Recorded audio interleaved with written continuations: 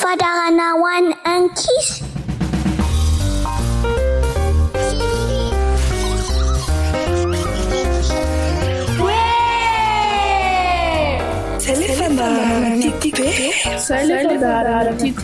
Ianarana soratra masina. Izaratra bako fa Diay Atamata. Diay Andriamanitra.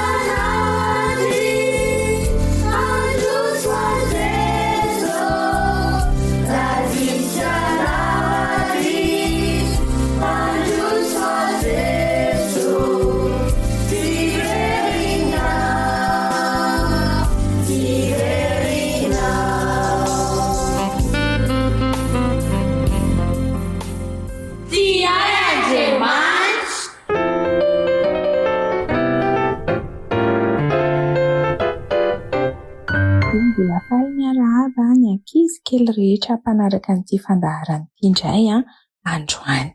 Araka ny fanaontsika dia hamaky ny tenin'Andriamanitra isika, hitantara tantara ary handray lesona avy amin'izany.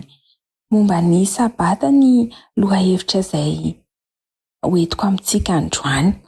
Andao anie jerena ny Baiboly ao amin'ny Marka 2:17 sy ny 19 no vakiantsika androany. Marka 2:17 sy 19. Izao no voalaza amin'ny anaran'i Jesosy. Ary hoy izy taminy, ny sabata no natao an'ny olona fa tsy ny olona ho an'ny sabata, ka dia tompon'ny sabata aza ny zanak'olona. Andeha hitantara kely tsara be ho antsika mba ahazontsika tsara n'izany tenin'Andriamanitra izany sy handraisantsika lesona avy amin'izany.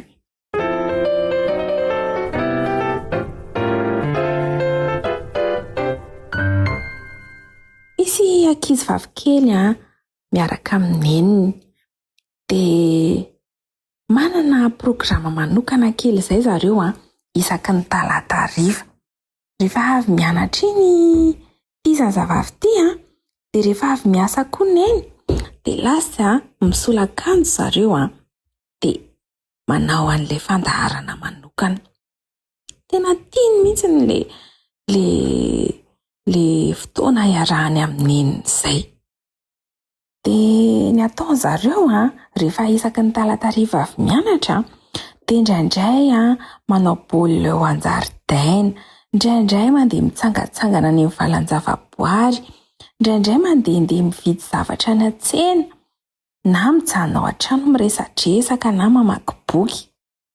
Miresaka zavatra manan-danja toy ny hoe ahoana ny momba ny fiainana, ahoana ny momba ny namana, ahoana ny tokony hanamboarana ny volo, ahoana ny tokony ho fitafiana. Dia miresaka zavatra mahafinaritra be foana rehefa miaraka amin'ny neny rehefa talata hariva. Dia ny tena hitiavany ity zazavavy kely ity an'io fotoana iarahana amin'ny neniny io dia izao. Amin'io fotoana io izy tena tsisy manelingelina mihitsy izy sy neny. fa zareo rery miaraka eo, tsisy anzoky manelingelina, tsisy olona amin'ny telefona mihitsy neny fa vonoiny neny ny telefona dia miaraka amin'ity zazavavy kely ity foana izy. Tsy misy olona manakorotana mihitsy izany zareo, tsy misy manakotaba fa izy neny rery miaraka milalao sy manao zavatra mahafinaritra sy mahasoa. Tantareny izany hoe tamin'ny talata farany teo izay nandeha nitsidika ramatoa efa antitra be ao am-piangonana. Dia izy mipetraka rery izy dia tsisy mpanampy. Dia lasa izay sineny nanala ny vovoka teo amin'ny sezany dia nanamboatra an'ilay hazo hiatonan'ny rideauany dia nanadio ny tranony. Dia tamin'ny heriny izay nandeha nividy gilasy izay sineny dia niaraka nihinana gilasy. Dia amin'ny talata izao indray izao izay dia programanay sineny hoe mijanona ao an-trano izay dia hamaky boky. Izany tantarain'ilay ankizy vavy. Dia tena tsara ery ny fotoana izay rany amineny. Rehefa mamaky boky moa izany zareo dia ineny no tena mamaky boky dia izy miaina. Dia rehefa isaky n'ilay fotoana izany, rehefa miaraka izy neny dia hozy izy neny foana hoe ohatran'izao mihitsy rehefa sabata. Dia miteny an'izany foana neny tsy azony foana ilay izy dia ny farany nanontaniany. Hozy izy hoe sabata hoe fa inona ny idiran'ny sabata? Tsika ary izao talatako. Tsika nga mankany am-piangonana rehefa talata fa rehefa sabotsy ihany tsika mankany am-piangonana. Dia inona ny idiran'ny sabata amin'izao ry neny?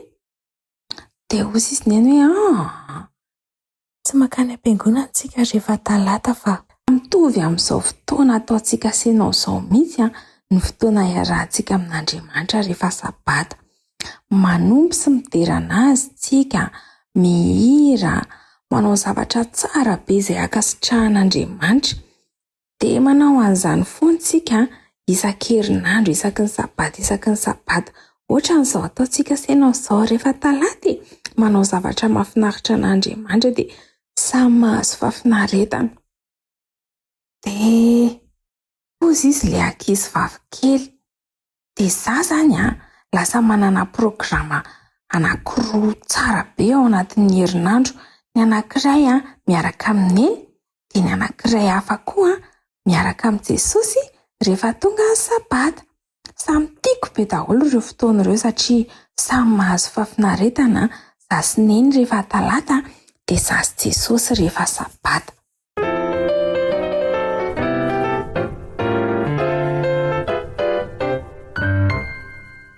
Tetỳ tany manko Jesosy rakizy dia fanaoany ny mankany amin'ny sinagoga rehefa sabata mba hiteran'Andriamanitra. Fiangonana natao hoe sinagoga. Dia ny zavatra ataony Jesosy any amin'ny sinagoga dia izao: mamaky an'ireo teny voarakotra ao anaty horoana taratasy. Tamin'izany mbola tsy nisy baiboly fa ao anaty horoana taratasy daholo ny tenin'Andriamanitra. Dia mamaky an'izany ny ataony Jesosy. Dia ny mpianany ihany koa, ohatrandry Petera sy ry Jakoba sy ry Jaona sy Andrea sy ireo mpianany hafa, dia makany amin'ny tempolo koa mba hiteran'Andriamanitra rehefa sabata. Ary taty aoriana ny apôstôly Paoly isaky ny sabata ihany koa dia mihaona amin'ireo mpivavaka be dia be ao amin'ny fiangonana. Fotoana mahafinaritra mihitsy izany satria fotoana anaovana hira fiteranan'Andriamanitra, fotoana hivavahana amin'Andriamanitra ary fotoana hiainona ny apôstôly Paoly mitory-teny momba an'i Jesosy. Dia mahazo fahafinaretana daholo ihany koa isika rehefa tonga ny sabata. Mba fantatritsika ankizy ve fa ny andro fahafito amin'ny herinandro no atao hoe sabata? Andro inona ny andro fahafito rakizy? Andro sabotsy ny andro fahafito. Ary ny andro sabotsy izany no atao hoe sabata. Ataon'Andriamanitra hoe masina izy io satria rehefa vita ny famoronana dia nitsahatra izy tamin'ny andro fahafito, tamin'ny andro sabata, tamin'ny andro sabotsy.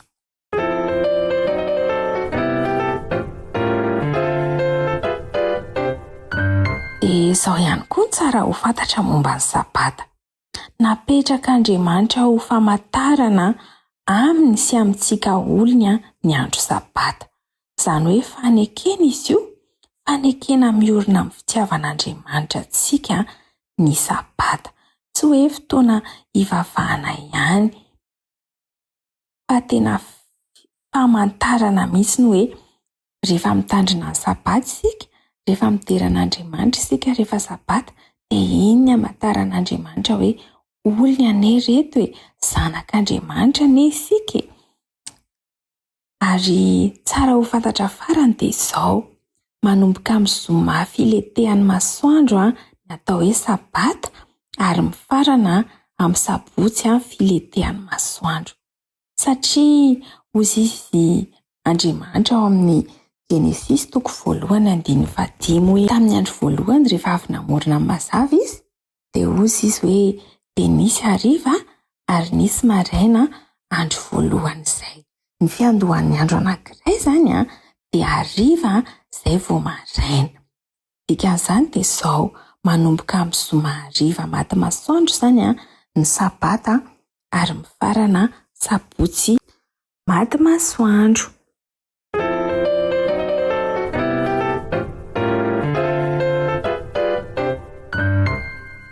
Dia ndao ary sika anao fampiasana kely, anontaniako fanontaniana kely nareo. Inona avy ary ireo zavatra azontsika atao ho fanomezam-boninahitra an'Andriamanitra rehefa sabata?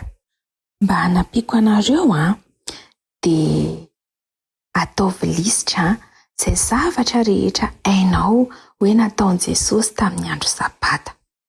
Ao anaty Baiboly manko dia hita fa nanasitrana izy rehefa sabata, mitantara tantara izy rehefa sabata, mitory-teny izy rehefa sabata, mamaky tenin'ny soratra masina izy rehefa sabata, ary nizara sakafo izy rehefa sabata.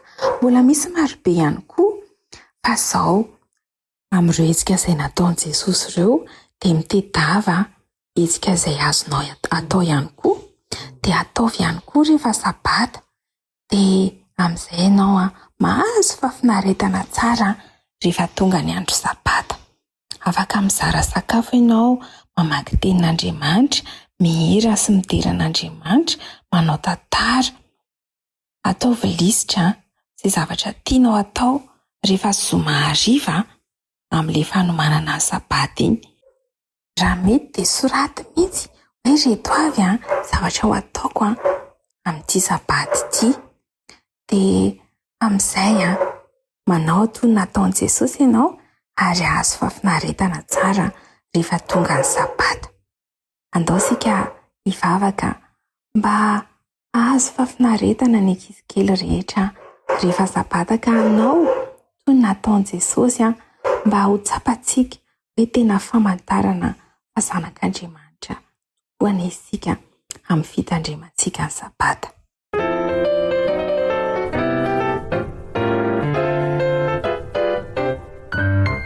Andriamanitra, mbola misaotra anao izay efa nomenao lesona sarobidy, na dia mbola ankizy aza izay dia ampianarinao sahady mitandrina ny sabata.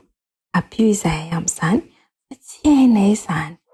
Ameo fahendrena ny ankizy kely rehetra izay mihaino mba ahay hanomana tsara ny sabata, ka hitandrina ny sabata araka ny tokony ho izy, ka dia azo fahafinaretana izay rehetra rehefa tonga ny andro sabata. Amin'ny anaranao Jesosy io nanaovako izany vavaka izany. Amen.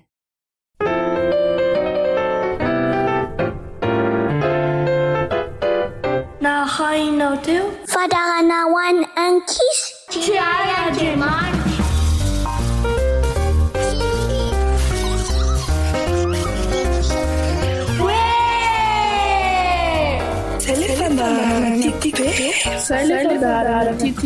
Ianarana soratra masina. Izay tapako fa iay atamata. Tiandriamanitra. Tiandriamanitra. Tiandriamanitra. Tiandriamanitra. Tiandriamanitra. Tiandriamanitra.